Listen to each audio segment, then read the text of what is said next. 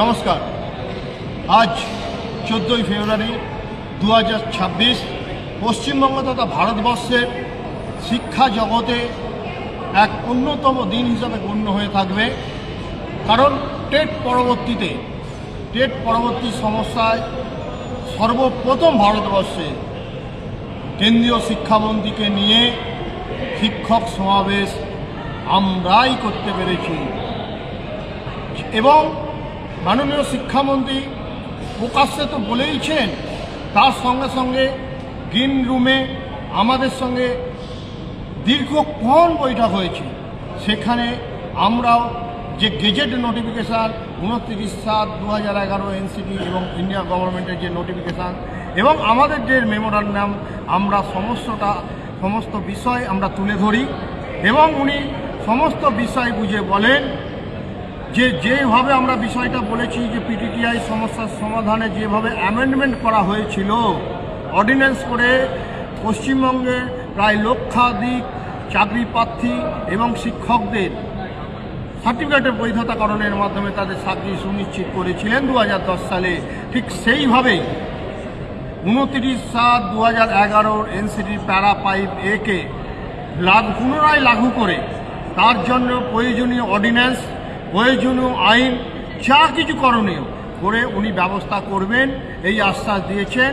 উনি বলেছেন মোদিজির সরকার শুধু পশ্চিমবঙ্গের টিচারদের জন্য নয়, এটা ভারতবর্ষের একটা বৃহত্তম সমস্যা হয়ে দাঁড়িয়েছে এবং সেই বৃহত্তম সমস্যার যাতে সমাধান করা যায় তার জন্য যা যা করণীয় উনি শীঘ্রই করবেন এবং উনি আমাদের সঙ্গে যোগাযোগ রাখবেন।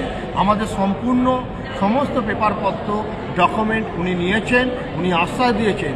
তারপরে অডিয়েন্সে প্রকাশ্য সভায় উনি বলেছেন যে এই টেট সমস্যার সমাধানে প্রয়োজনীয় যা ব্যবস্থা নেবেন, প্রয়োজনে কেন্দ্রীয় সরকার এবং রাজ্য সরকার পশ্চিমবঙ্গে যে নতুন আসতে চলেছে উভয় মিলে নেবে এবং ভারতবর্ষের এবং পশ্চিমবঙ্গের এই সমস্ত শিক্ষকদের নিশ্চয়তা উনি দেবেন।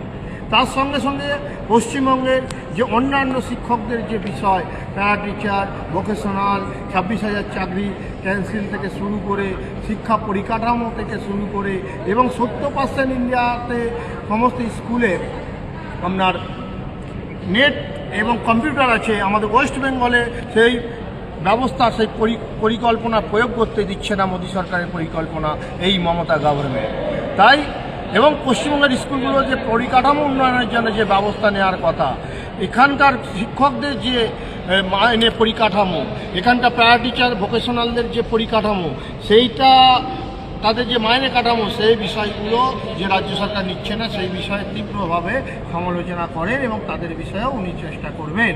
তাই আজকে আমরা সম্পূর্ণরূপে সাকসেস, শুধু সাকসেস নয়, সাধারণ টিচার হিসাবে বিভিন্ন দলে এমনকি শাসক গোষ্ঠীরা বহু শিক্ষক শিক্ষিকাগণ এখানে উপস্থিত হয়েছে। এত সংখ্যক শিক্ষক নিয়ে বিজেপি টিচার সেল এই প্রথম আমাদের শিক্ষক এবং শিক্ষামন্ত্রীকে নিয়ে অনুষ্ঠান করলো স্প্রিং ক্লাবে। তার জন্য পশ্চিমবঙ্গের সমস্ত শিক্ষকদের আমরা ধন্যবাদ জানাই, আমরা কৃতজ্ঞতা জানাই তাদের আসার জন্য।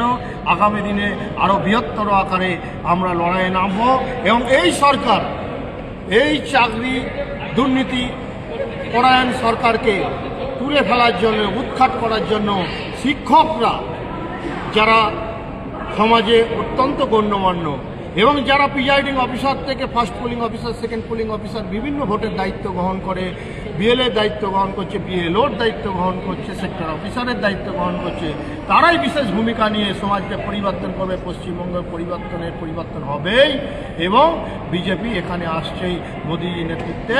এখানে রাজ্য এবং কেন্দ্রে একই সরকার আসবে এবং শিক্ষাক্ষেত্রে সমস্যার সমাধান হবে। ধন্যবাদ। পিন্টু পাড়ুই, আপনাকে।